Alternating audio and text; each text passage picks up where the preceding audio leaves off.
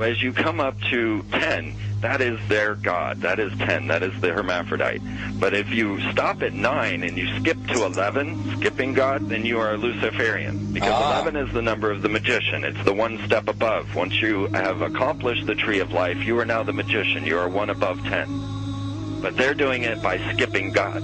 That's the symbolism of 9/11.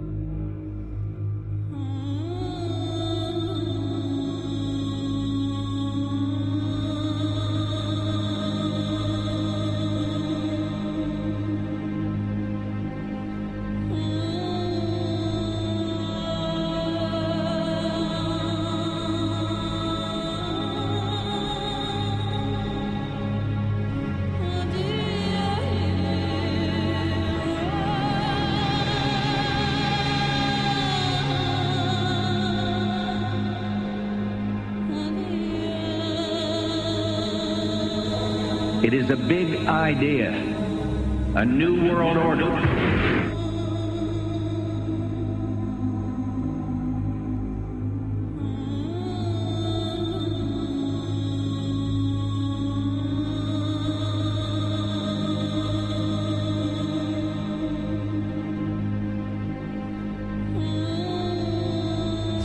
We were on assignment. We were supposed to kill 2 birds with 1 stone. In Fight Club, Project Mayhem destroys a giant bronze spherical sculpture. This seems an obvious reference to the sphere at the World Trade Center complex. Trust me, everything's gonna be fine. In a pivotal scene reminiscent of 9/11, we see the destruction of skyscrapers and the change of a skyline.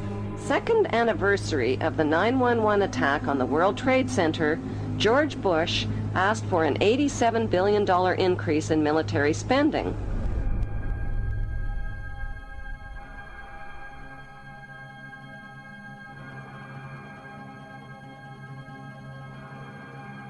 In 1904, Crowley would receive the Book of the Law soon after meditating in the King's Chamber of the Great Pyramid.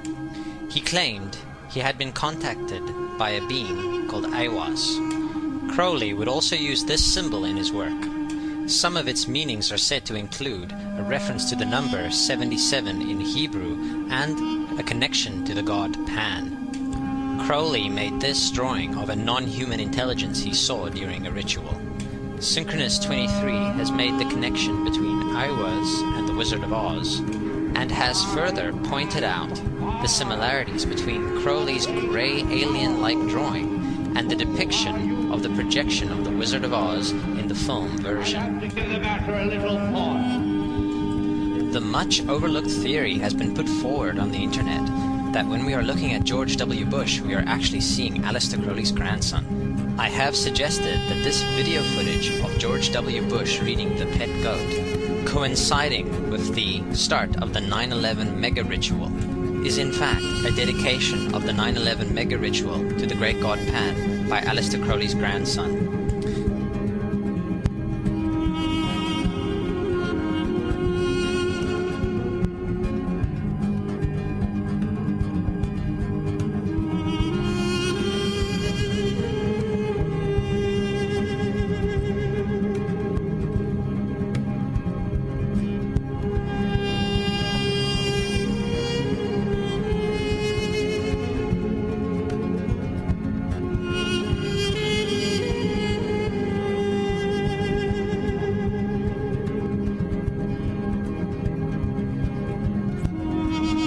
Things get a little weird. This is the 1978 version of The Wizard of Oz, The Wiz.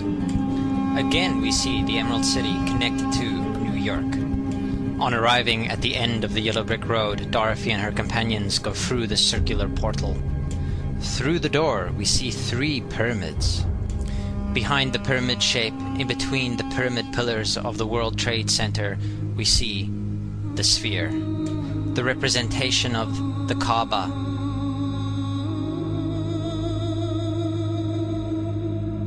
The inhabitants of Oz dance around the sphere in ritualistic fashion. Fashioned in giant letters over the dome of the sphere, we see the word Oz. Oz, symbols of Pan and Aiwass, seen smack at the heart where the new Aeon was ushered in, and where the Stargate was opened.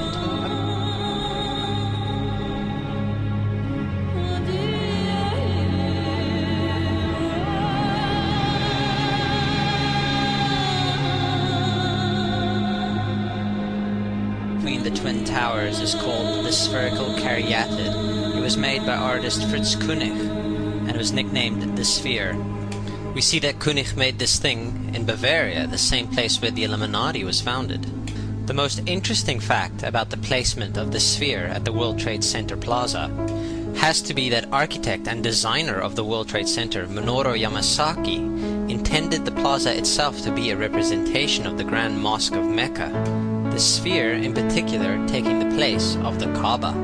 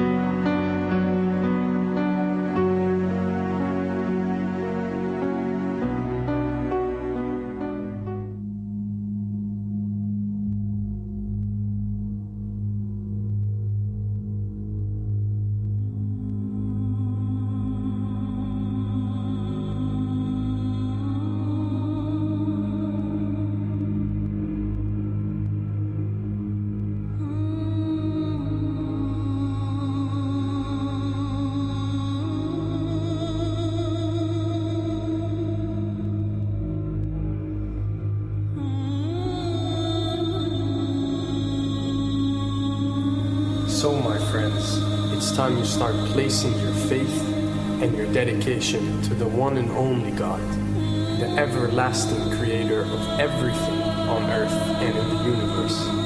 He is greater than anything our minds can comprehend. Do you know how many times Muslims are required to circle the Kaaba when they visit it? 7 times, each counterclockwise. Would you like to know why? You see, what binds us as humans to this life and to this dimension and to this earth is the limits of time and space. We are bound to this dimension and this reality through time and space. Hence, if one wants to leave this dimension or leave this reality, he needs to break away from time and space. So when you visit the Kaaba and you rotate counterclockwise, what is this practice actually doing? It is literally helping you elevate your soul and elevating yourself to break away from time and space so you can touch something so unique and so beautiful and so powerful that it changes your life forever. And if you don't believe me, ask anyone who has visited the Kaaba how he or she felt or how their lives have changed ever since.